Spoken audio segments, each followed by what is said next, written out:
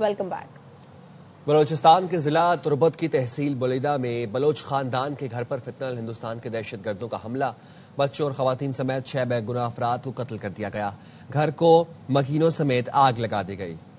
میناز کے علاقے میں موٹر سائیکل سوار دہشت گردوں نے عبدالحمید نامی شہری کے گھر کو مارٹر گولوں سے نشانہ بنایا اور فائرنگ کی۔ جاں بحق ہونے والوں میں مسلم ملا یوسف، فضیلہ 1 سال کی گلناز، 6 سال کی زہرا اور 4 سال کا چنگیز شامل ہے۔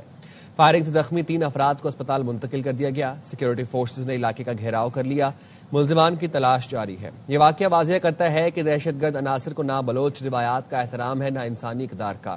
معصوم بچوں کو نشانہ بنانا کسی نظریے کی نہیں بلکہ بزدلی اور شکست خوردہ ذہنیت کی علامت ہے۔ یہ کوئی جد و جہد نہیں، کھلی درندگی ہے۔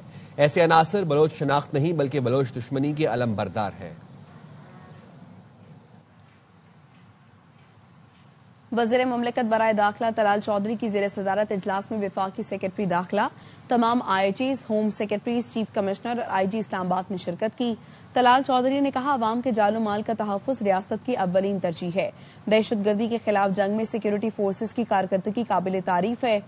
اجلاس میں ملک بھر میں امن و امانہ کی مجموعی صورتحال، درپیش چیلنجز اور آئندہ کے لاہ عمل کا جائزہ لیا گیا۔ ذوالقرنین حیدر مزید آگاہ کریں گے، بتائیے ذوالقرنین۔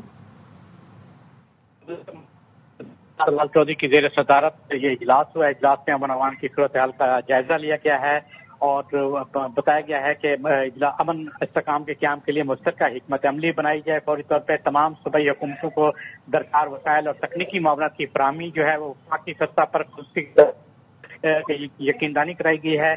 طلال چودھری کا کہنا تھا کہ عوام کے جان و مال کا تحفظ ریاست کی اولین ترجیح ہے۔ دہشت گردی کے خلاف جاری جنگ میں سیکورٹی فورسز کی کارکردگی قابل تعریف۔ جی شکریہ ذوالقرنین۔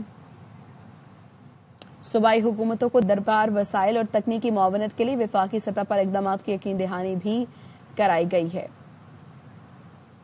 تو آپ کو اپڈیٹ کریں، وزیر مملکت برائے داخلہ طلال چودھری کی زیر صدارت اجلاس میں وفاقی سیکرٹری داخلہ، تمام آئی جیز، ہوم سیکرٹریز اور چیف کمشنر آئی جی اسلام آباد نے شرکت کی ہے۔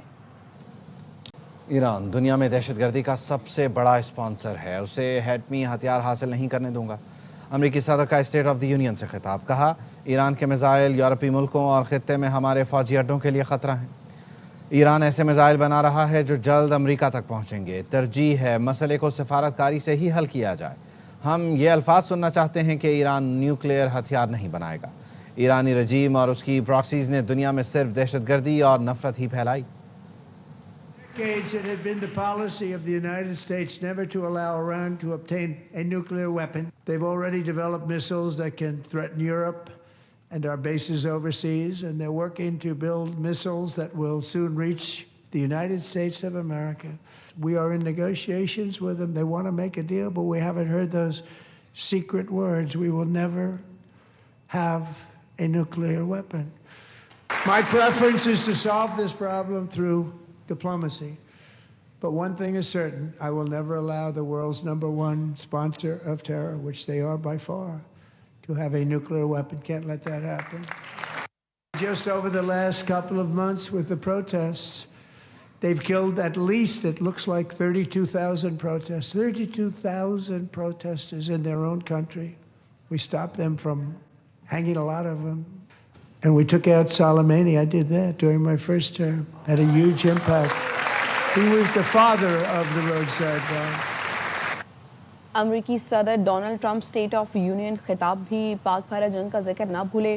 کہا ٹیرف پالیسی پاکستان اور بھارت سمیت 8 جنگیں رکوائیں۔ جب میں آیا تو شروع کے 8 مہینے محفوظ نہیں تھے، پھر میں نے ٹیرف کی مدد سے 8 جنگیں ختم کروائیں۔ پاکستان اور بھارت ایٹمی جنگ کے قریب پہنچ چکے تھے۔ وزیر اعظم شہباز شریف نے کہا، مداخلت نہ کرتے تو 35 ملین لوگ ہلاک ہو جاتے۔ 10 months I ended 8 wars.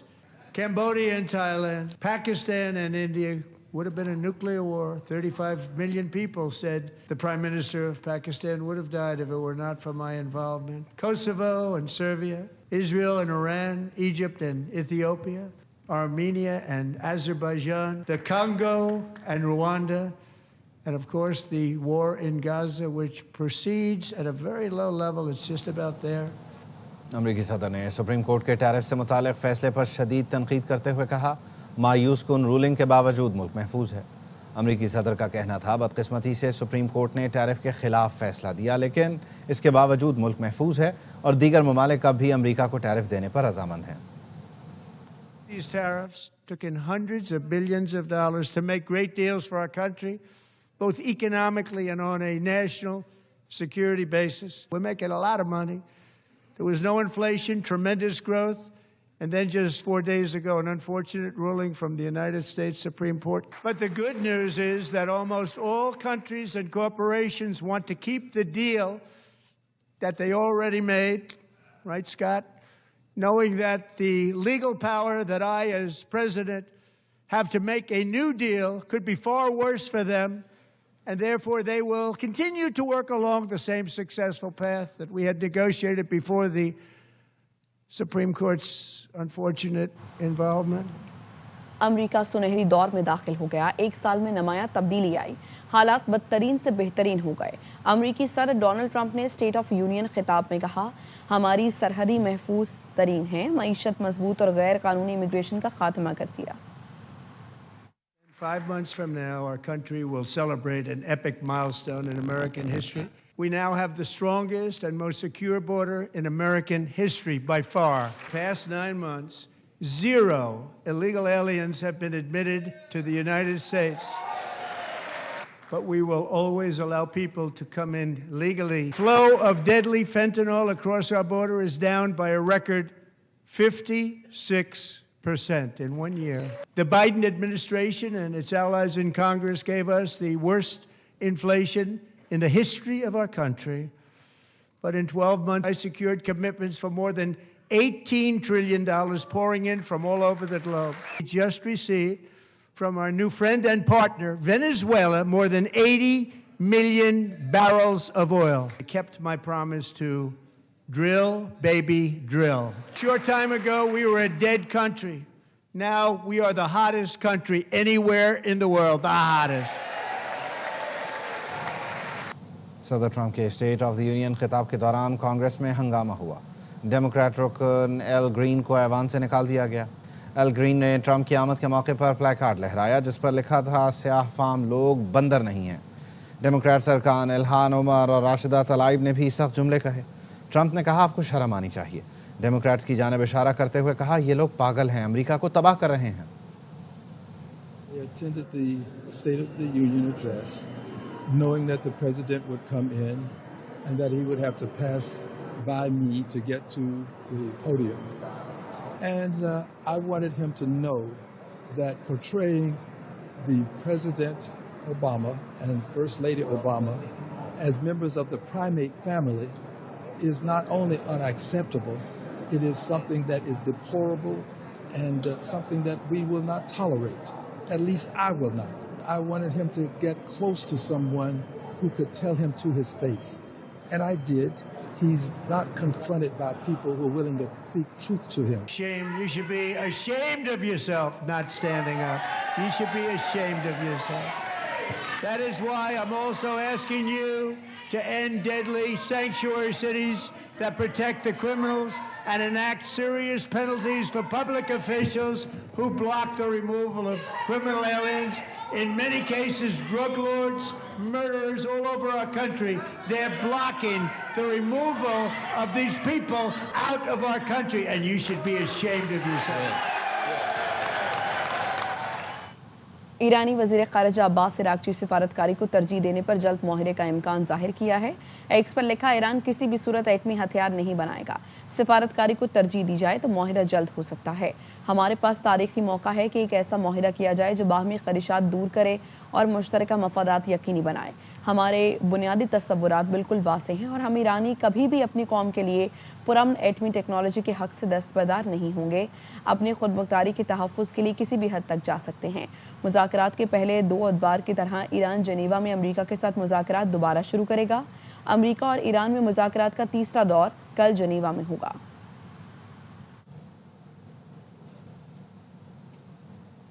Iran پر فوجی حملہ کیا جائے یا نہیں، امریکی سینیٹرز کی رائے تقسیم ہو گئی۔ امریکی سینیٹر الزبتھ وارن نے ایکس پر لکھا مشرق وسطیٰ میں کسی نئی اور طویل فوجی مداخلت سے گریز کیا جائے۔ امریکی عوام چاہتے ہیں ٹرمپ اندرونی معاشی صورتحال بہتر بنانے پر توجہ دیں۔ ٹرمپ کے اسٹیٹ آف دی یونین خطاب کو ایلزابتھ وارن نے امریکی خاندانوں کے لیے ایک بری رات قرار دیا۔ ٹرمپ کے پاس اس وعدے کے بارے میں کہنے کو کچھ نہ تھا جس میں انہوں نے کریڈٹ کارڈ کے سود کی شرح محدود کرنے کا اعلان کیا تھا۔ بچوں کی دیکھ بھال کو سستا بنانے کے بارے میں بھی انہوں نے کچھ نہ کہا۔ سینیٹر لنزے گراہم نے صدر ٹرمپ سے ایران کے خلاف کارروائی کا مطالبہ کیا۔ کہا مشرق وسطیٰ میں فوجی تیاریوں سے پیچھے ہٹنا تہران کو مزید حوصلہ دے گا۔ امریکہ اور ایران کے درمیان بڑھتی کشیدگی کے باعث خام تیل کی قیمتیں 7 ماہ کی بلند ترین سطح پر پہنچ گئی۔ عالمی منڈی میں لندن برینٹ 43 سینٹ اضافے سے $71 فی سینٹ 20 سینٹ، جبکہ ویسٹ ٹیکسس 38 سینٹ اضافے سے $66 فی بیرل پر ٹریڈ ہو رہی ہے۔ ماہرین کا کہنا ہے مشرق وسطیٰ میں کشیدگی وغیرہ سے خام تیل کی سپلائی متاثر ہو سکتی ہے۔ خبر تربت سے، جہاں تحصیل بلیدہ کے علاقے میں ناز میں گھر پر حملہ ہوا ہے، 6 افراد جاں بحق 3 زخمی بتائے جا رہے ہیں۔ سرفراز شاہ ہمارے نمائندے مزید اپڈیٹس دیں گے۔ جی سرفراز۔ جی بالکل، تربت پولیس کے مطابق بلوچستان کے ضلع کیچ کے تحصیل بلیدہ کے علاقے میں ناز میں نامعلوم موٹر سائیکل سواروں نے عبد المجید ولد محمد کے گھر پر حملہ کیا۔ حملہ وروں نے مارٹر گولہ پھینکا اور اندھادھند فائرنگ کی، جس کے نتیجے میں ایک ہی خاندان کے خاتون سمیت 6 افراد جان بحق ہو گئے، جبکہ 2 خاتون سمیت 3 افراد زخمی ہو گئے۔ فائرنگ سے گھر میں قریب 3 گاڑیوں کو بھی آگ لگا دی گئی اور پولیس کے مطابق حملہ گولہ فرار ہو گئے اور علاقے کو سیکورٹی فورسز نے گھیرے میں لیا ہے اور لاشوں کو تربت سول اسپتال منتقل کیا گیا ہے۔ پولیس کے مطابق علاقے میں سیکورٹی فورسز سب آپریشن کر رہے ہیں۔ آپریشن جاری ہے۔ بہت شکریہ آپ کا سرفراز شاہ۔ تیسرے اقتصادی جائزے کے لیے IMF کا وفد پاکستان پہنچ گیا۔ مذاکرات کا آغاز 26 فروری سے کراچی میں ہوگا۔ ذرائع کا کہنا ہے IMF کے وفد کو جولائی تا جنوری معاشی کارکردگی سے آگاہ کیا جائے گا۔ پہلے مرحلے میں ٹیکنیکل ڈیٹا شیئرنگ ہوگی۔ اسٹیٹ بینک کے ماہرین IMF کو معاشی کارکردگی پر بریفنگ دیں گے۔ IMF نے 30 جون 2026 تک اسٹیٹ بینک کے خالص زر مبادلہ کے ذخائر 17 ارب 80 کروڑ ڈالر تک پہنچانے کا ہدف مقرر کیا ہے۔ ڈیٹا شیئرنگ سیشنز میں مانیٹری پالیسی، افراط زر، بینکنگ ریگولیشن سمیت دیگر اہم امور پر تکنیکی مذاکرات ہوں گے۔ IMF کا وفد 11 مارچ تک پاکستان کے دورے پر ہے۔ مذاکرات کی کامیابی کی صورت میں ایکسٹینڈڈ فنڈ فیسلٹی کے تحت پاکستان کو 1 ارب ڈالر کی چوتھی قسط اور تقریباً 20 کروڑ ڈالر RSF پروگرام کے تحت ملیں گے۔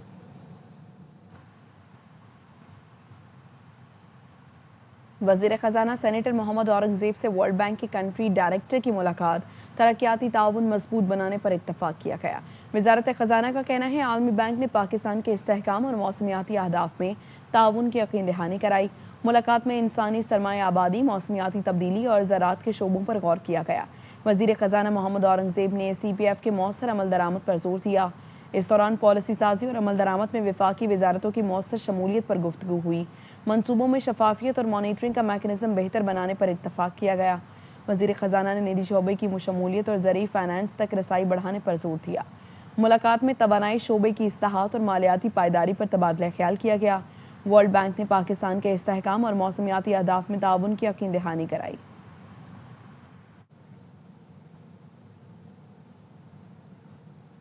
بکھر میں بین الصوبائی چیک پوسٹ پر خودکش حملے میں شہید 2 پولیس اہلکاروں کی نماز جنازہ ادا کر دی گئی۔ IG پنجاب اور دیگر پولیس افسران نے شرکت کی۔ پولیس کے دستے نے سلامی دی۔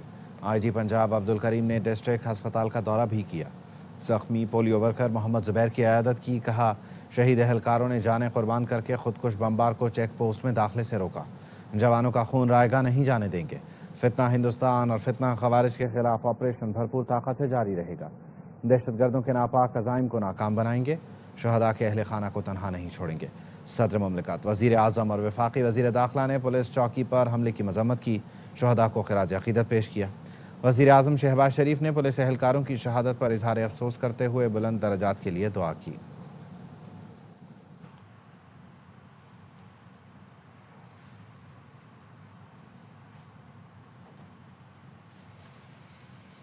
وفاقی وزیر داخلہ نے اٹلی کے ہم منصب سے ملاقات کی ہے۔ محسن نقوی نے غیر قانونی امیگریشن کی روک تھام کے لیے حکومت کے اقدامات سے آگاہ کیا۔ محسن نقوی نے کہا ایئرپورٹ اور سمندری سرحدوں پر کڑی نگرانی سے غیر قانونی امیگریشن میں کمی آئی ہے۔ اطالوی وزیر داخلہ نے کہا پاکستان کے اسکاٹ لیبر کے لیے 10,500 ورک ویزے جاری کیے جائیں گے۔ ڈپلومیٹک پاسپورٹ رکھنے والے پاکستانیوں کو اٹلی ویزے سے استثناء ہوگا۔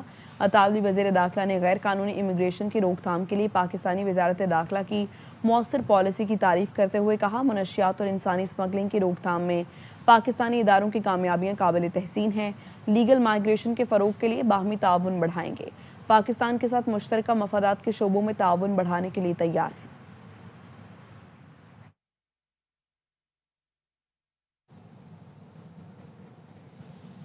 وزیر اعظم شہباز شریف اور قطر کے امیر شیخ تمیم بن حمد آل ثانی کی ملاقات۔ نائب وزیر اعظم اسحاق ڈار اور chief of defence forces field marshal Syed Asim Munir بھی دوحہ میں ہونے والی اس ملاقات میں شریک تھے۔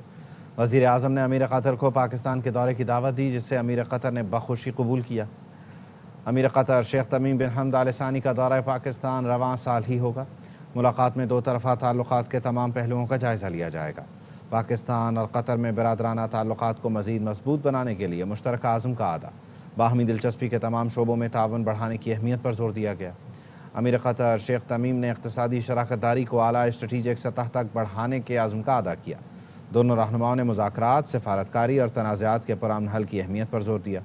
پاکستان اور قطر کے درمیان اہم علاقائی مسائل پر قریبی روابط برقرار رکھنے پر اتفاق ہوا۔ یہ دورہ پاکستان اور قطر کی مضبوط شراکت داری کو مزید مستحکم کرنے، سیاسی تعلقات کو اقتصادی نتائج میں تبدیل کرنے کے مشترکہ عزم کا عکاس ہے۔ قطر کا دورہ مکمل کر کے وزیر اعظم وطن واپس پہنچ گئے۔ اسلام آباد ہائی کورٹ میں دوران سماعت وزیر اعلیٰ کے پی سہیل آفریدی چیف جسٹس سرفراز ٹوگر کی عدالت میں روسٹرم پر آ گئے۔ سہیل آفریدی نے روسٹرم پر بات کرنے کی کوشش کی۔ چیف جسٹس سرفراز ٹوگر بات سنے بغیر اپنے چیمبر میں چلے گئے۔ اس سے پہلے سہیل آفریدی کو چیف جسٹس کے سیکرٹری سے ملاقات کے لیے آفس آنے کا پیغام دیا گیا تھا۔ سہیل آفریدی نے کہا، بانی پی ٹی آئی کے کیسز نہیں لگ رہے، میں اوپن کورٹ میں ہی بات کروں گا۔ میڈیا سے گفتگو میں وزیر اعلیٰ کے پی نے کہا کہ چیف جسٹس سے ملاقات نہیں ہوتی تھی، اوپن کورٹ میں بات کرنے کی کوشش کی۔ آج آپ نے دیکھا ہم یہاں پر چیف جسٹس اسلام آباد ہائی کورٹ کے سامنے کھڑے ہوئے، سلام کا جواب، رمضان میں سلام کا جواب بھی نہیں دیا۔ وہ بھی چیف ایگزیکٹو، ایک 4.5 کروڑ عوام کے صوبے کا چیف ایگزیکٹو، بالکل جو ہیں وہ چلے گئے، اور بالکل 1 گھنٹہ میں ساری رات نہیں سویا۔ تو اتنا لحاظ تو کرنا چاہیے تھا چیف جسٹس صاحب کو، وہ سلام کا جواب ہی دیتے تھے، چلو بات نہ کرتے۔ جتنی بھی ہمارے آئینی اور قانونی راستے ہیں وہ تمام ہم آزما چکے ہیں، اور اس کے بعد بھی کوئی سنوائی نہیں ہو رہی، انصاف نہیں ہو رہا۔ تو بہرحال پھر آخری راستہ آئین اور قانون کے مطابق احتجاج کا ہی بند۔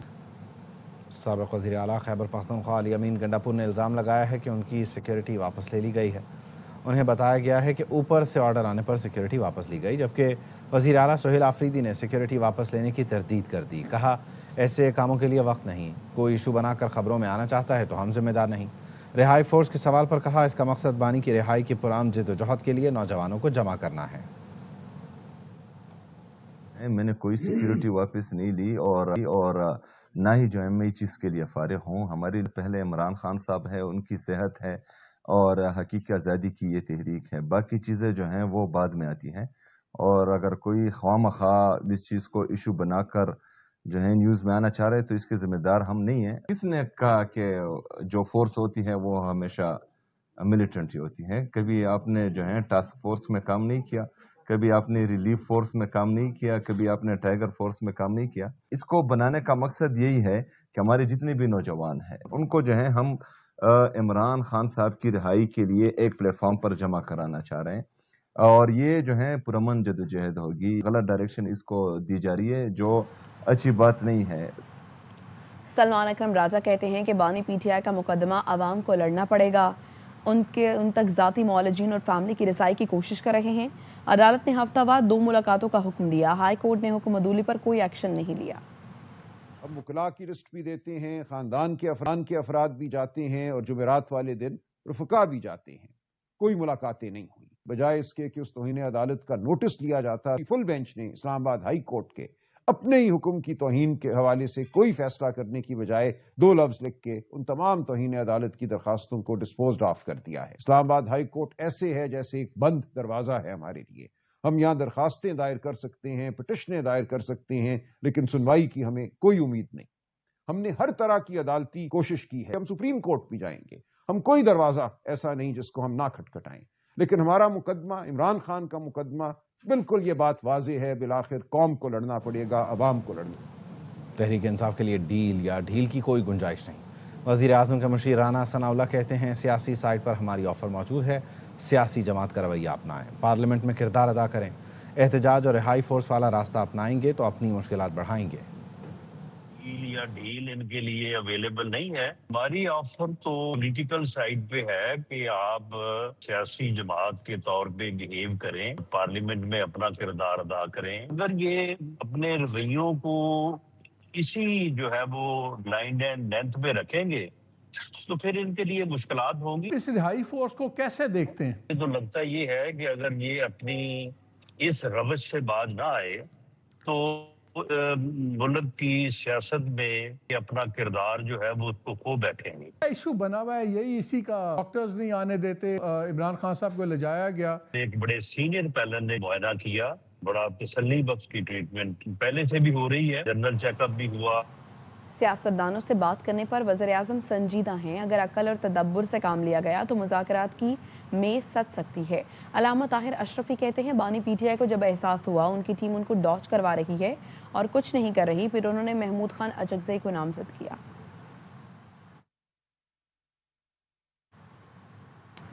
انہوں نے کہا کہ علامہ طاہر اشرفی کی جانب سے کہا گیا ہم نے افغانستان سے معاملات بہتر کرنے کی ہر ممکن کوشش کی، ہم کہتے ہیں افغانستان کا امن پاکستان کا امن ہے۔ سمجھتا ہوں وزیر اعظم کی طرف سے پولیٹیکل لوگوں کے ساتھ مذاکرات میں تو مکمل سنجیدگی ہے۔ اب تحریک انصاف ہے، اس کا بھی ایک بہت بڑا طبقہ مذاکرات چاہتا ہے، وہ جو ہارڈ لائنر ہیں وہ بھی تھک گئے ہیں۔ حکومت آپ کی ریاست سنجیدگی سے یہ چاہتی ہے کہ پاکستان کے لیے جو خطرہ آپ دیکھیں، عالمی حالات آپ دیکھیں، کوئی بھی نہیں یہ چاہتا کہ ایک کی کیفیت رہے۔ اگر عقل، فہم اور تدبر سے کام لیا گیا تو بالکل مذاکرات کا ٹیبل سج سکتا ہے۔ جب خان صاحب کو یہ احساس ہوا کہ میری ٹیم جو ہے مجھے ہی ڈاش کر رہی ہے اور کچھ کر نہیں پا رہی ہے، تو انہوں نے پھر ایک ایسے شخص کو نامزد کیا کہ جو ان کے خیال میں بڑا آدمی ہے۔ جو شخص اندر بیٹھا ہوا ہے وہ اس لیے تو نہیں بیٹھا ہوا نا کہ اس نے ساری زندگی رہنا، وہ کوشش تو کرے گا کہ کوئی راستہ نکلے۔ ہم نے ہر ممکن کوشش کی ہے۔ یہ جتنے اس وقت آپ کو وہاں قیادت نظر آتی ہے، ان کے بڑوں کے ساتھ بہت زیادہ محبت کا تعلق۔ بڑا افسوس ہے کہ ان کا جو رویہ تھا کشمیر کے اوپر، افغان قیادت کبھی کمپرومائز نہیں کرتی تھی، لیکن ابھی آپ نے دیکھا انڈیا میں بیٹھ کے جو کچھ امیر خان متقی نے گفتگو کی، بدھا کا مجسمہ جو تھا وہ اس وقت آپ کو پتہ ہے گرایا گیا، لیکن اسی بدھا کے مجسمے کے نیچے انڈیا نے امیر خان متقی کو بٹھایا۔ بار بار کہہ رہے ہیں کہ افغانستان کا امن پاکستان کا امن ہے، افغانستان بھائی بن کر رہے، لیکن اگر وہاں سے روز لوگ آئیں میرے بچوں کو شہید کریں تو کیسے ممکن ہے؟ روزانہ لاشیں اٹھا کے تو بات چیت نہیں ہو سکتی۔ روایت نہ بدلی، T20 ورلڈ کپ میں پاکستان کی ٹیم انگلینڈ سے پھر ہار گئی۔ سپر 8 کے اہم میچ میں انگلش ٹیم سنسنی خیز مقابلے میں 2 وکٹ سے کامیاب رہی۔ نیوز اسٹوڈیو سے فی الوقت اتنا۔ دیکھتے رہیے AR بائی نیوز۔